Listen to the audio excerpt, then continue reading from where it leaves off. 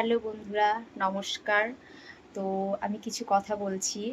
মানুষের টাকা, পয়সা, ব্যাংক ব্যালেন্স, গয়নাগাটি অনেক কিছু যখন হয়ে যায় না, সমস্ত কিছু যখন হয়ে যায়, তখন সবসময় সবাইকে দেখাতে হবে বলে কথা নেই। মানে আমার এটা হয়েছে, আমার ওটা হয়েছে দেখাতে নেই। কারণ নজর বলেও একটা জিনিস থাকে, আমরা বিশ্বাস করি বা না করি, সেই নজরটাও কিন্তু লেগে যায়। কি তোমরা ভাবলে আমি এটাই বলবো?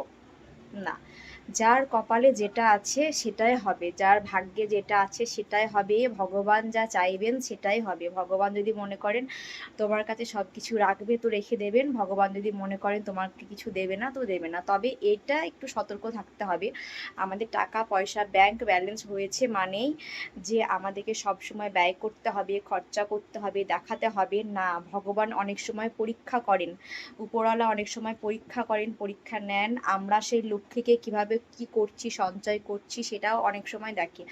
আমি হয়তো মনে মনে ভাবছি আমি চিরদিন এইরকমই থাকবো, এমন পরিস্থিতি আসে তখন কিন্তু সব কিছুই শেষ হয়ে যায়। আবার কেউ হয়তো ভাবছে আমি কি কোনোদিনই বড় হতে পারবো না, আমার কি কোনোদিনই কিছু হবে না। তাদের জন্য বলছি, ধৈর্য ধরো, অপেক্ষা করো। সময়টা হয়তো তোমার খারাপ যাচ্ছে কিন্তু জীবনটা নয়।